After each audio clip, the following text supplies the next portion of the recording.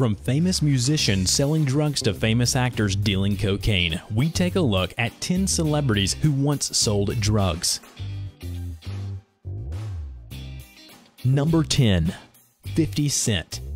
50 Cent has never shied away from his troubled upbringing. His deceased mother Sabrina, who famously sold drugs in the streets of Queens, New York, was murdered when 50, real name Curtis Jackson, was just 8 years of age. The rapper would go on to live with his grandmother, but times were still tough. In his teens, Curtis needed money, and his only outlet in getting what he wanted was by selling drugs himself. Jackson was shot 9 times in a shooting back in 2000 over supposed differences he had with associates who used to sell drugs to him.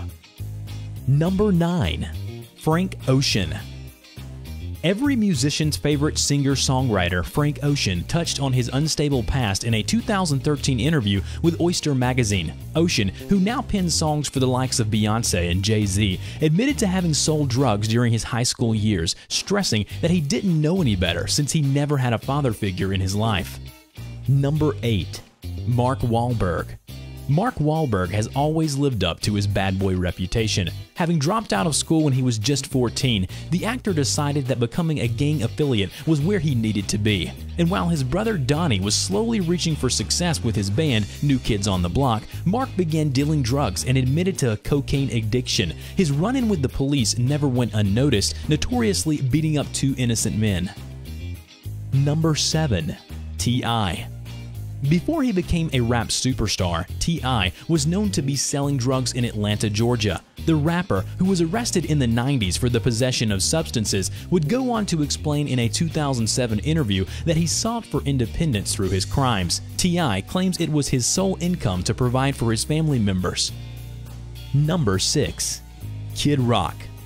At 15, Kid Rock began selling drugs after running away from home. He joined a gang called Best Friends, who hustled their way through a decent income that kept them living comfortably enough to provide for themselves. Fortunately enough, all of this would have a positive outcome. A man in the neighborhood who destined to keep the teens out of trouble and approached them about becoming opening acts for his band, the Beast Crew. Kid Rock agreed to the idea and performed at several gigs where he would go on to meet producer D-Nice.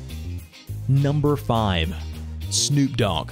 Snoop Dogg was smoking weed way back in his early teens, according to Cameron Diaz. The actress who attended Long Beach Polytechnic High School with Snoop told Lopez Tonight how Snoop was known for selling weed at school. She herself became a regular customer. "I remember him. He was very tall and skinny. He wore lots of ponytails. I'm pretty sure I bought weed from him. I was green even in high school," she confessed. The platinum-selling musician actively holds a medical marijuana card, allowing him to purchase weed at any given time. We wonder if he's still making a business out of it.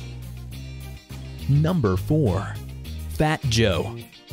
Fat Joe had briefly begun selling drugs during his teens in South Bronx after having mixed in with the wrong crowd. His fascination with hip-hop culture may have influenced the idea of selling cocaine for a living, since every up-and-coming rapper was doing it. Joe was nicknamed Joey Crack during his hustling days in the drug biz, but the rapper eventually realized that he wasn't going to further himself or his love for hip-hop through selling crack or cocaine. Months later, Joe was squeaky clean and pursued a career in music.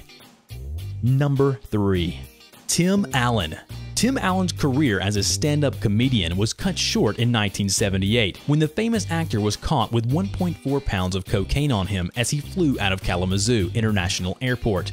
Clearly, back in the 70s, people didn't think they would get caught in possession of drugs on them at an airport for whatever reason.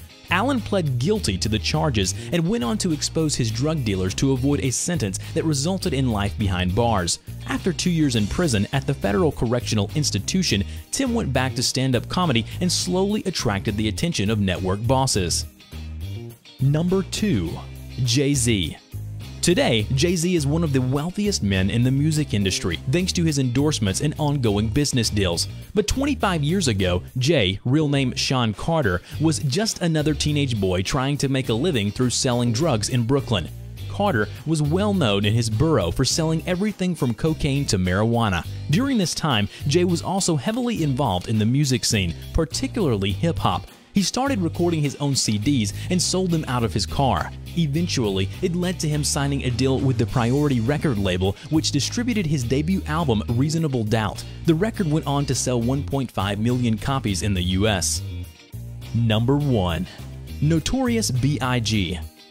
The Notorious B.I.G., also known as Biggie or Christopher Wallace, sold drugs in his early teenage years for an income he so desperately needed to take care of himself. His mother, Violetta Wallace, was a single mother who was working multiple jobs to pay the bills. But living as a low class wasn't good enough for Biggie. Him and his friends would take up different spots in Brooklyn and approach their customers with all kinds of drugs, most favorably cocaine.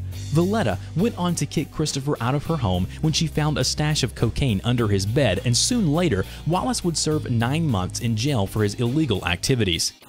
Check out our other videos and remember to hit the subscribe button for more videos every week.